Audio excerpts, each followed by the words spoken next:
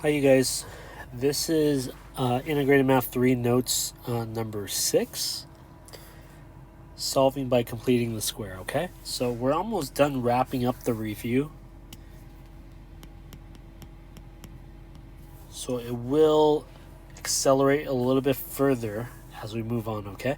Go ahead and write down this FLT here, pause and play whenever you're ready. Given a quadratic equation, I will be able to solve it by the method of completing the square. So this is another way of solving quadratic equations. So what I want you guys to think about while you're learning this technique is it easier or is it more difficult using this method? Okay, just keep that in the back of your mind. But I am going to ask you to just learn this process even if you favor one over the other, okay? Learn both ways, and then we'll talk about that at the very end, okay? So here we go. So I want you guys to think about this. So just to give you a visual, let's say we use an area model, okay? Let's say that we had X and X, right? So if you were to use this as the area model, this giant box right here would represent X squared. Okay? Now, if we were to do this right here, and let's call this X and 1, on the inside there, I'll try to squeeze it in. That'll just be 1 times X, which is X. Okay? And lastly, if I were to just do a tiny little square like this, a 1 by 1 will give us an area of 1.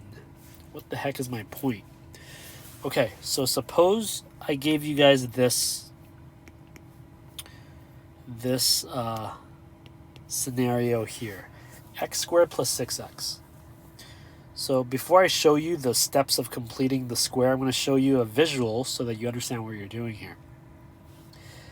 With all of these pieces, your job is to literally create and complete a square. So we know that X squared is just a giant box. Okay? X's are just those skinny little rectangles, and we have 6 of them. Not to scale. Obviously, I'm drawing it very quickly here. So your job here is to maneuver them around so that you can produce a perfect square. So here's what happens. What you usually do is, whenever you have a square and you have these skinny little rectangles, you want to put them side by side. But if you put one on the right side, you want to put one down on the bottom side. So we have 6 of those pieces. So right now we already have 2. So if I put one here, I'm going to have to put one here. And if I put one here, I'm going to have to put one here. All right, so I have 6 rectangles drawn in red, and then I have that green rectangle, that green square as X squared. Okay, so right now, according to the area model, this is X, and this is 3 rectangles, and this is X, and this is 3 rectangles. Well, the thing is, if you take a look at the border, it's not really a square yet because we're missing this entire chunk here. So what would I have to add to it so that I can get a perfect square, right? So I'll draw this in blue. If I draw little squares, like how I have right up here, how many of those can I fit?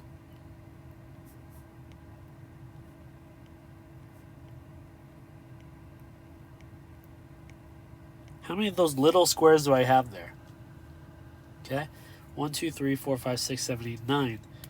So I actually have to add 9 here. In order to complete my square, I would have to add 9 to literally and figuratively complete the square. Okay, let's try this one over here. What if I gave you guys x squared plus 8x, right? So let's draw out the area model one more time. I have an x squared, and I have 8 of those rectangles.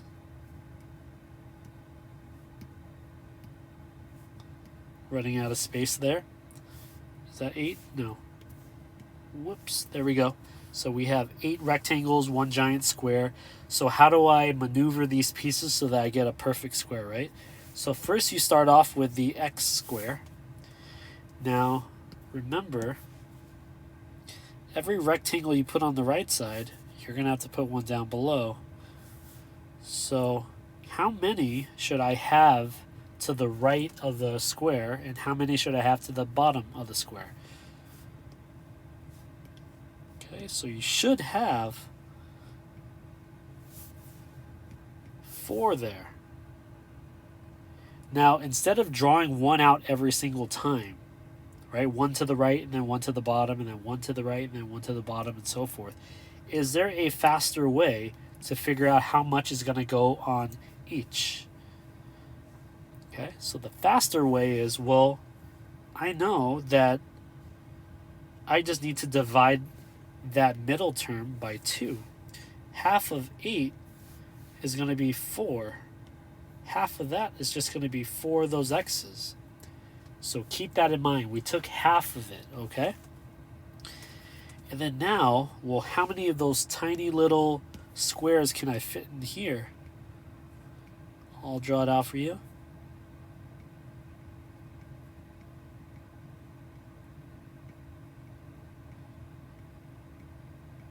Okay, count those. How many do we have there? So in order to literally complete the square, I need to add in 16 of these orange squares. So if I do that, I now have a perfect square. Okay? What the heck does this all mean, right? Now, is there a shortcut to figuring out how many of those little squares we need? Right? So take a look over here. This I have 9 squares because there were, I'll use a different color here, 3 by 3. And I know area model of a 3 by 3, 3 times 3 is 9. Now, what's another way of multiplying a number by itself, right? 3 times 3 is the same thing as 3 squared. 3 squared gives me 9. Okay. Take a look over here. I have 4 by 4. Well, 4 by 4, 4 times 4 is 16. Or 4 squared gives me 16. Now, here I used 4, but here I used 3. Notice this. Where did I get 4 from? Right? And where did I get 3 from? 3 is the amount of rectangles that you had to split amongst the bottom and the right. 4 is the amount of rectangles that you have to split from the bottom and the right. Okay? So here's the thing. You guys are developing a few shortcuts here, okay? You started with your linear term. In this case, I'll use 6x, and over here was 8x, okay? We know that we have to put the same amount on the right side and the bottom side, so we took half of whatever we had.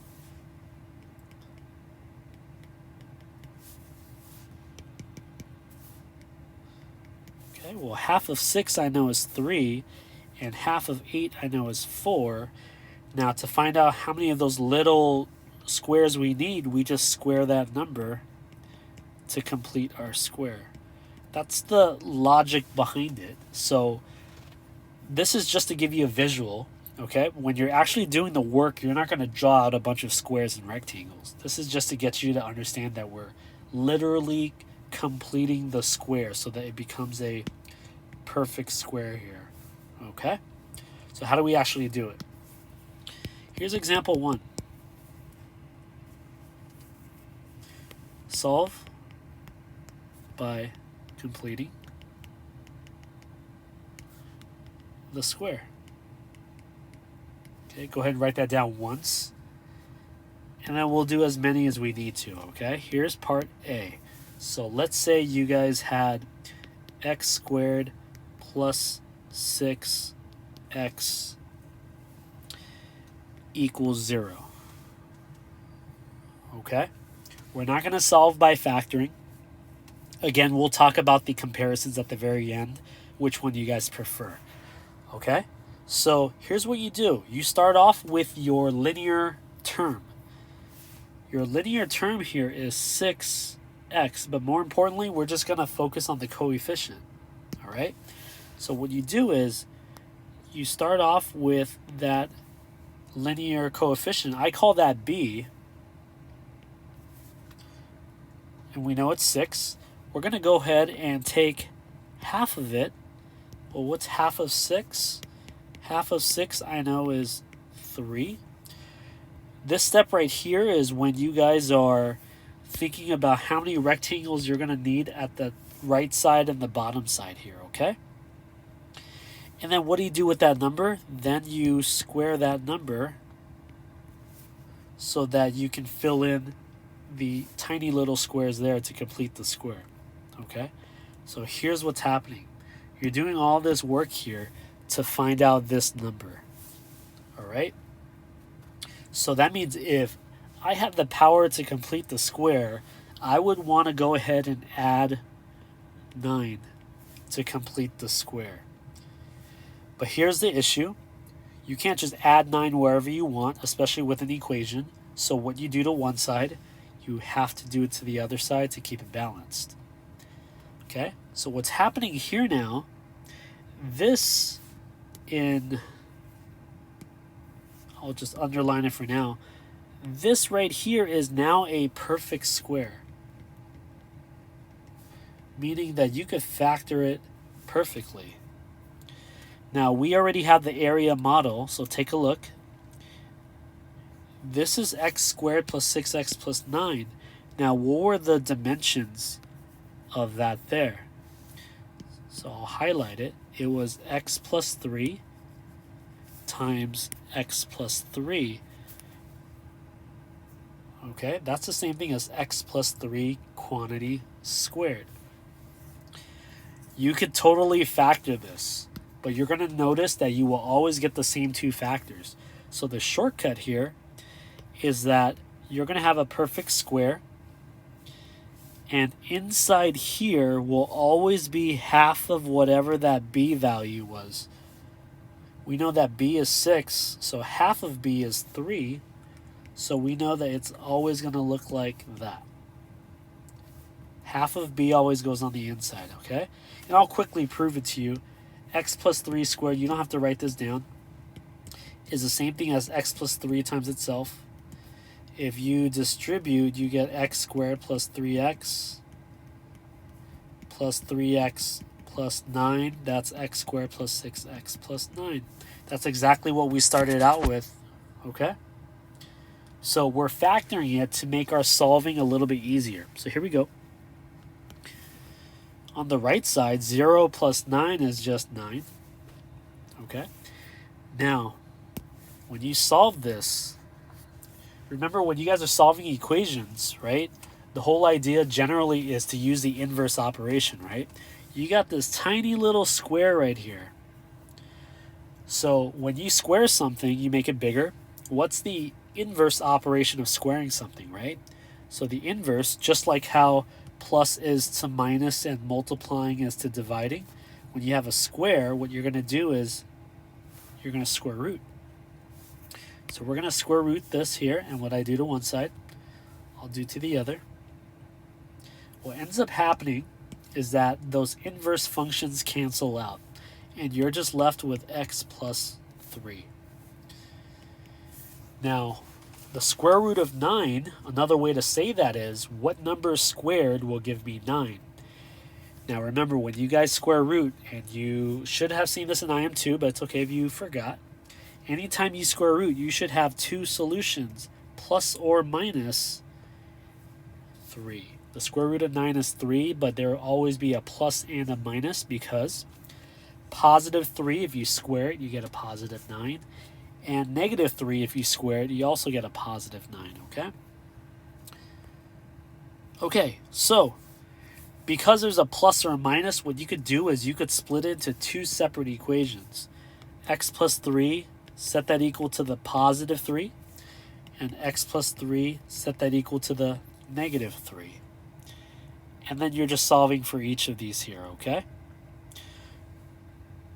Okay, so if you subtract 3 here, you'll get 0.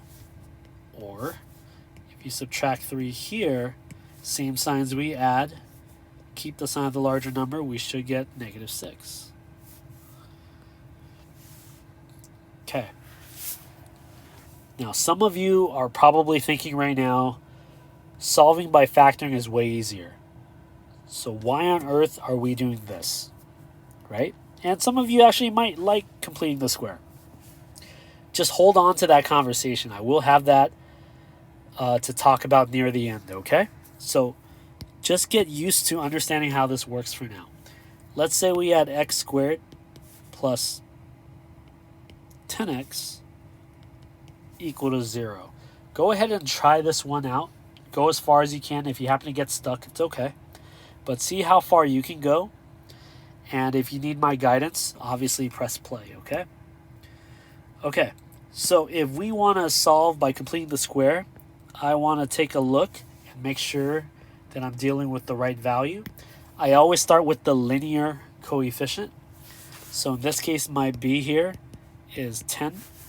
And what I'm going to do is if I have 10 rectangles, I have to divvy it up. So I have to take half of that. Half of 10 I know is going to be 5. Okay. And then what do I do with that 5? I need to take that number and I need to square it, which gives me 25. The whole process of taking half of b and then squaring it is to complete the square. So I know that I have to add 25 to complete that squared, but to keep things balanced, I have to add 25 on the other side as well. Okay? All right, so I know that the left-hand side is now a perfect square. That's going to be x, and whatever half of b is. Half of b is 5, so I'm going to put plus 5 there, equals 0 plus 25 is just 25.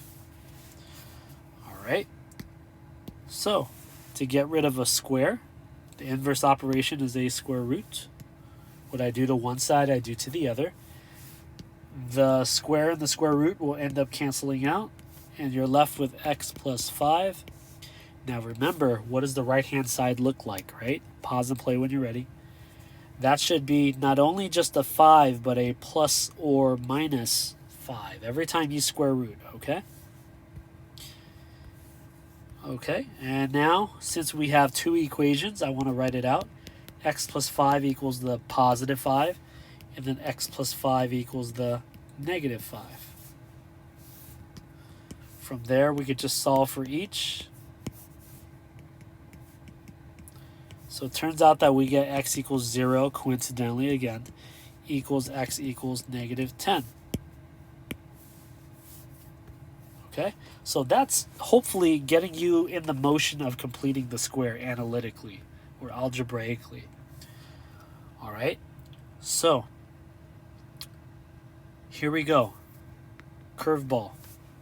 What if I had x squared plus 10x plus 9 equals 0? Okay, so a little bit similar to what we started out with for part B, except now there's a plus 9 there, okay? And again, obviously solving by factoring is probably favorable, but we're going to ignore that for now. If we want to solve by completing the square, here's the thing. We want to get that constant, that 9, out of the way, because we want to make space for whatever we want to add into it. So what I'm going to do here is I'm just going to scoot that 9 over to the other side. So to mathematically move the positive 9, I'm going to subtract 9 on both sides. I'm just going to move it to the other side. So now I have x squared plus 10x. And then now I have enough space to actually complete the square. All right. 0 minus 9 is negative 9. Keep the sign of the larger number. So look, now I have space to complete my square. All right. How do we do that? Okay, we take our b, which is 10.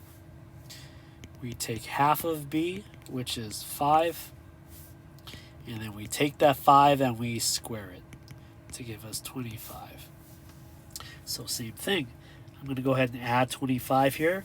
But if I add 25 on the left side, I'm going to have to add 25 on the right side. Okay? So this right here now is a perfect square, which I can factor as x plus whatever half of b was. In this case, it's 5. Okay, so if you notice there, I'm using exactly what half of b is, okay? All right, equals negative 9 plus 25, different signs we subtract. Keep the sign of the larger number. We're going to be left with positive 16. All right, let's finish this one up here, same way. We're going to square root both sides to get rid of that square. That's going to go away. I'll be left with x plus 5 equals, the square root of 16 is 4, but plus or minus 4. And then we split. X plus 5 will equal that positive 4, and x plus 5 will equal that negative 4. Okay? And again, replay as much as you guys need to, okay? We're going to go ahead and isolate x here. X will equal negative 1. Here, x will equal negative 9. So we have two solutions right there. So, big takeaway, if you're solving by completing the square and they accidentally throw in a constant, just scoot it over to the other side. Here's one for you to try. And then we'll get to some of the more complex ones, okay? Try this one here, x squared plus 12x plus 11 equals 0, okay? I'm going to go through this one fairly quickly, so I'm going to let you pause there, and then when you're done, check your answer, okay? All right, here, so I'm going to subtract 11 on both sides to scoot that constant over. X squared plus 12x equals negative 11. That gives me enough room for my completing the square there. So I take b, which is 12. I take half of b, which is 6. And then I square that number, and then I get 36. That's exactly what I'm going to add on both sides here to keep it balanced. So right now this here is a perfect square, so I could write it as the quantity of x, whatever half of b is, plus 6 equal to positive 25. Different signs we subtract. From there, I'm going to get rid of that square by square rooting. That's going to be x plus 6 equals a plus or a minus 5. Okay. From there, I could split my equation to positive 5 and then to negative 5. And then when I solve for x by performing the inverse operation, I should get x equals negative 1 or x equals negative 11. Okay, that's it. Now, let me throw you one more curveball, okay? Let's call this example 2. Here's the last thing you guys got to worry about. So, let's say we had 2x squared plus 7x plus 3 equals 0. Okay, again, we're solving by completing the square here, okay? Okay, so a few things that you need to worry about. First thing, well, there's a constant here, a plus 3, right? So let's move that guy over. So what do? We go opposite or inverse operation on both sides to get rid of that constant. All right. right? So now we have 2x squared plus 7x equals negative 3. Now here's the thing. Completing the square only works when you have 1x squared. Here, how many x squares do I have? I have 2. That's a big issue. So here's what we do. So that value has to be 1. So what we're going to do is, what can I divide by to make that 2 turn into a 1? Obviously, if I divide it by itself, that's going to turn into a 1. But that changes the value of our problem here. So if I divide by 2 there, I'm going to have to divide by, yikes, I'm going to have to divide by 2 everywhere. Okay? So you guys got to watch out for that. So now I have x squared plus 7 over 2x equals negative 3 over 2. Don't freak out because there's fractions. I'll walk you guys through it. So now we're going to do the exact same thing. So after I phrase my question, I want you to pause and think about it, okay? How do I complete my square? What steps do I need to take to find out what goes in that blue square right there? Actually, it's a rectangle, but you get what I'm saying. Go ahead and pause, think about it, and then answer it. Nothing changes, okay? You take your b value. Your b is 7 over 2. And what do we do to it? We take b and we take half of it. So here we go. Well, how do I find out what half of 7 over 2 is? Right? So half of 7 over 2, if you guys remember multiplying fractions, you just multiply from left to right. So 1 times 7 here is 7, and 2 times 2 is just 4. It's not the cleanest answer, but you guys can still do it. All right? Now, generally, what do we do after we cut our b in half? We take our answer, and then what do? We square it. If you square a fraction, that's the same thing as squaring the top and you squaring the bottom. So 7 squared, 7 times 7 is 49. And 4 squared is 4 times 4, which is 16. This is what you want, right?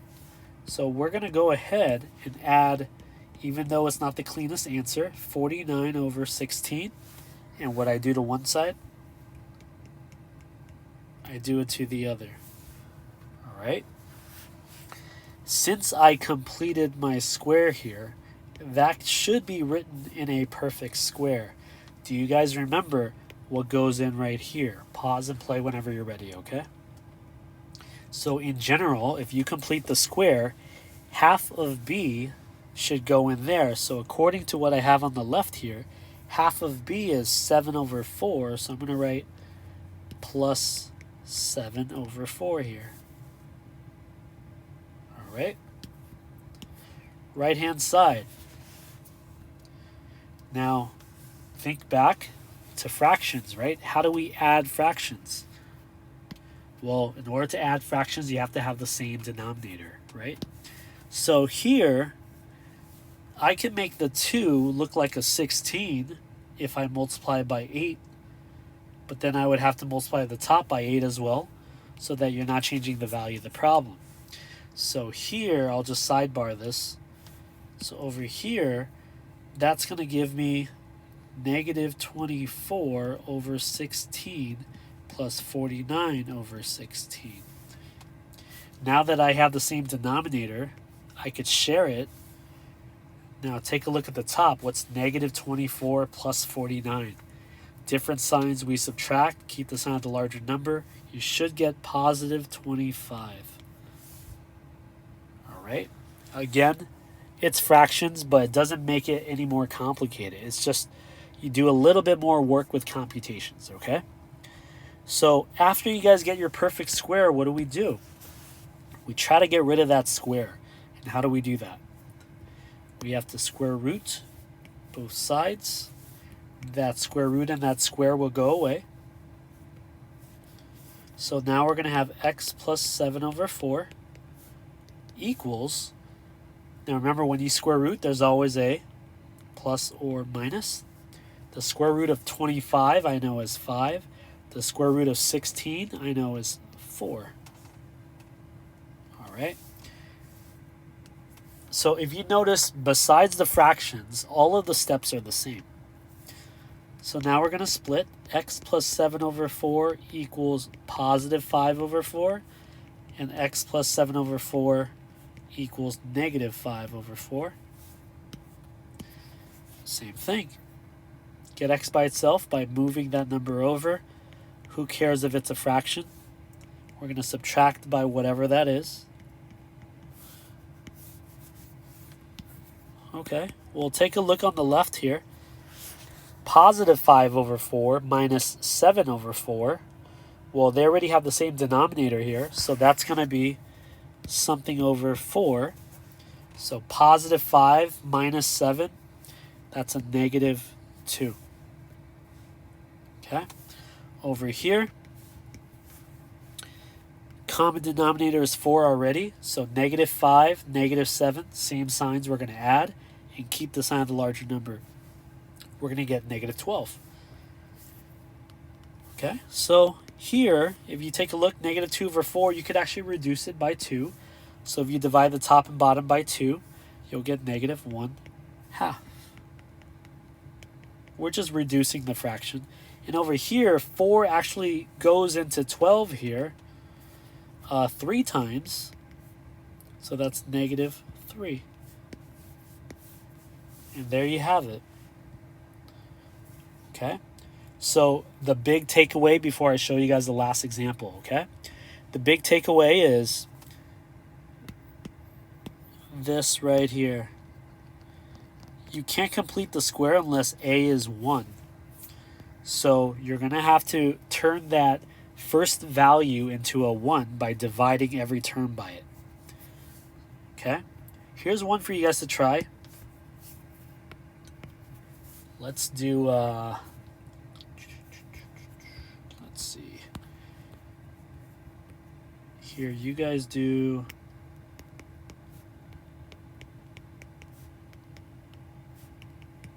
this one, okay? Pause and play whenever you're ready. Okay, so first move, we move our constant. 2x squared plus 5x equals negative 3. We can't complete the square until we make that leading coefficient 1. So I'm going to divide by 2 in this case. All right. Now 2, it's because the leading coefficient is 2. Now if your leading coefficient was 12, you would divide by 12. All right. So that turns into a 1. So now that allows us to complete the square.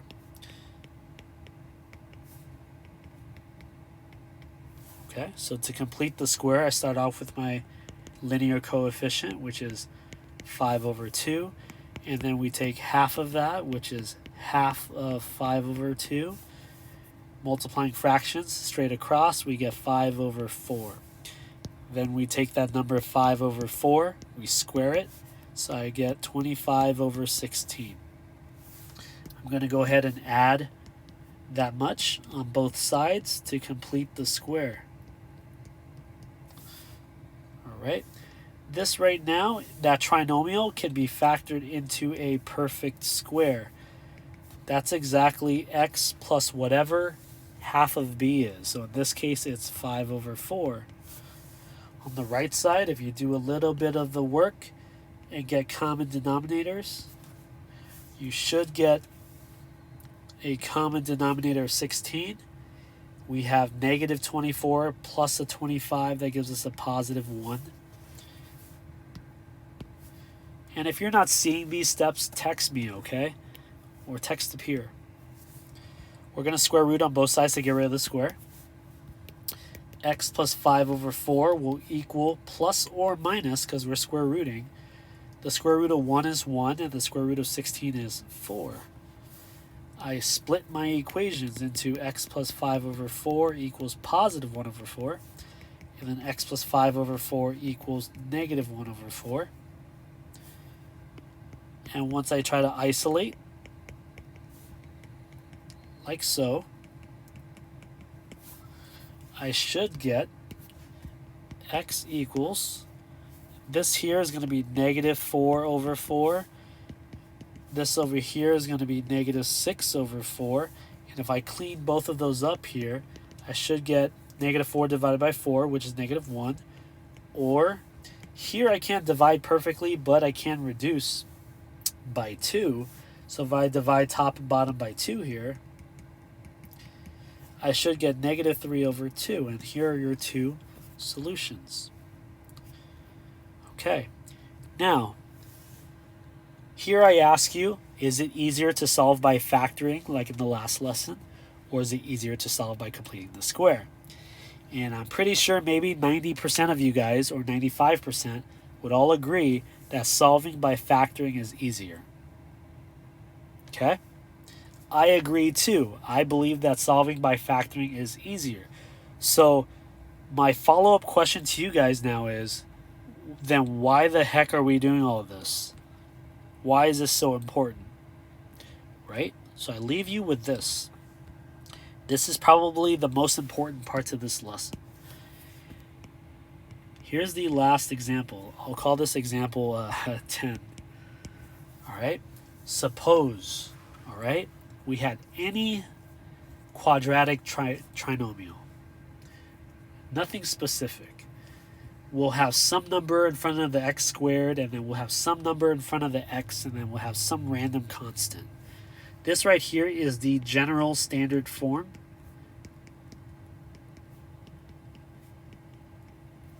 Of a quadratic equation. So A, B, and C are called parameters. They're not variables, okay? A, B, and C represent actual numbers right now. But this is where you want to pay close attention, all right? Just imagine A, B, and C were just numbers. What would be your very first move, right? After you cry, right? That's what people always say, cry first. Your first move is to move that constant.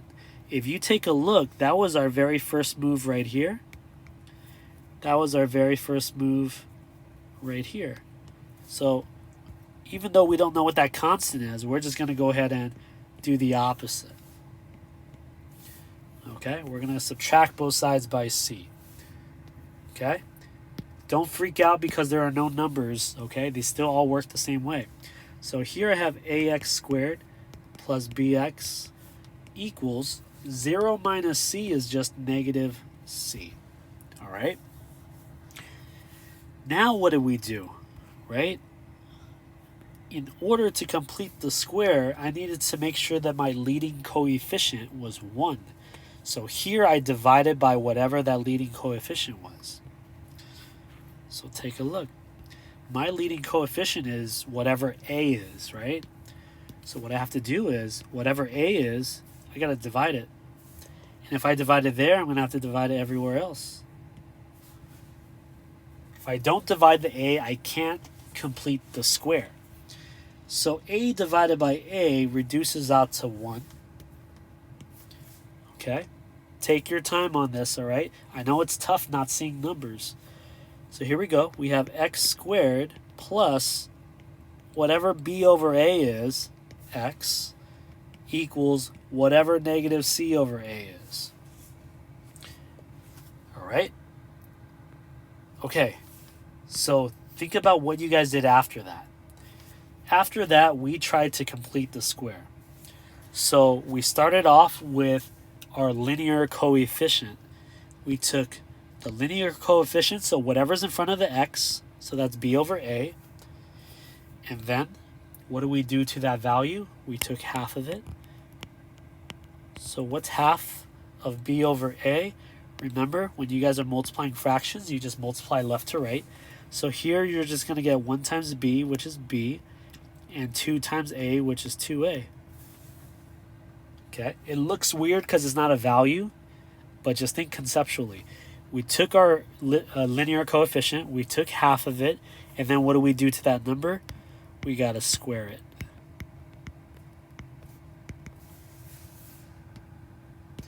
Okay, so you got a lot of things going on here. You got a b, you got a 2, you have an a, all being squared at the same time. So you just square all of them. B squared is just b squared.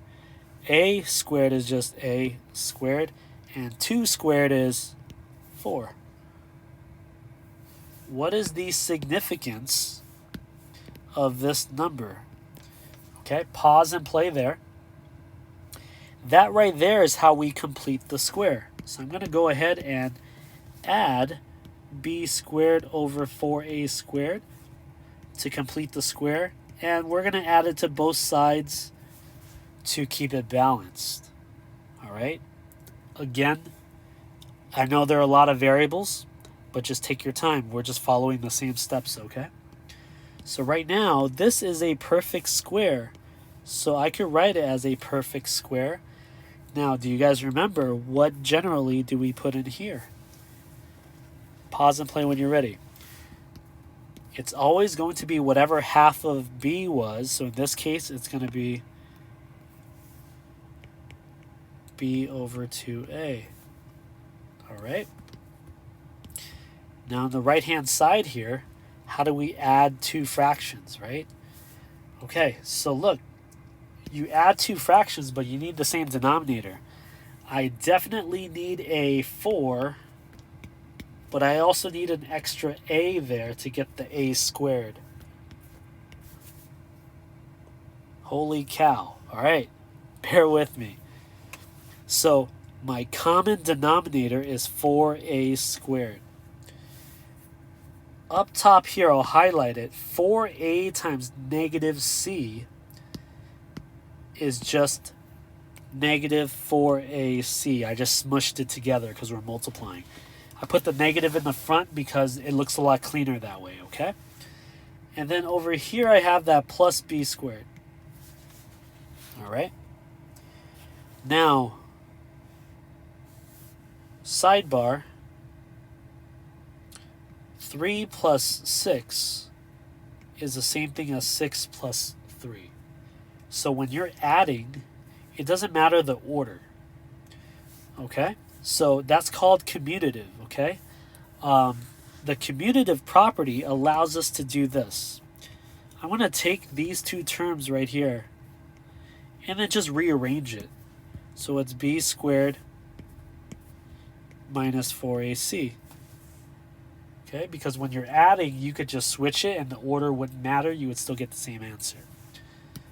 Down below is still the 4a squared. Left side, I'll just bring it over. I don't mess with it. Okay, so when you have your perfect square, the next step is to get rid of that square. So we square root both sides, square root both sides. Okay, that ends up canceling out that square and the square root. You're going to be left with x plus b over 2a equals. Now remember, when you square root, you have some type of plus or minus here, okay? B squared minus 4ac, you cannot square root, so I'm just going to leave that square root there as b squared minus 4ac. But down below, 4a squared, you can square root that perfectly. The square root of 4 is just 2, and the square root of a squared is just a. All right, here's the last thing. Once you do that, you solve for x. Now, normally we split our equations, but I'm just going to go ahead and leave it there, and you guys will see why. I'm going to subtract by negative b over 2a on both sides. So here's what you have. You have the negative b over 2a. You have everything right there in red.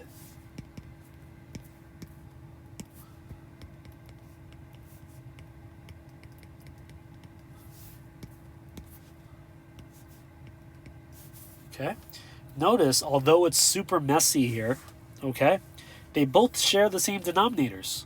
So when you're adding or subtracting, you could actually just write it as one giant denominator. So this is really x equals negative b plus or minus the square root of b squared minus 4ac all over 2a. And hopefully by now you recognize that that's actually very important in math. We call that what? We call that the quadratic formula. Okay? Make sure you guys watch this a few times because you will be asked to produce this from scratch. Okay? Now, a few things to touch it up, okay? This only works as long as a is not 0 for 2 reasons, and you guys are going to need to recite these, okay? First off, if a was 0 down here, 2 times 0 would be 0. In math, you cannot divide by 0 or else it's going to be undefined. If you ever try to type any number divided by 0 on a calculator, it'll give you an error.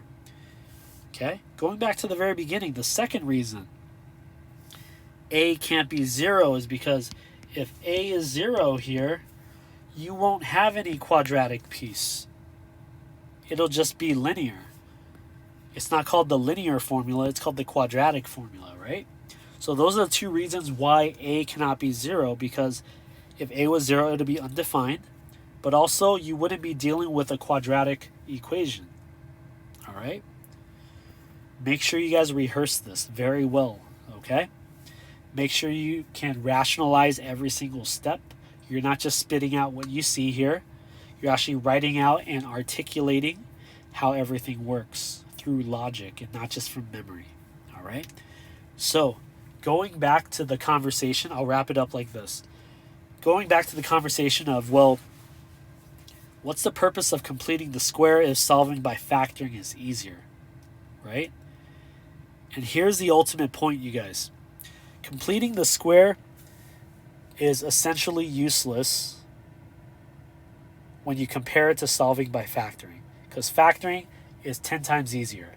But here's the downside, okay?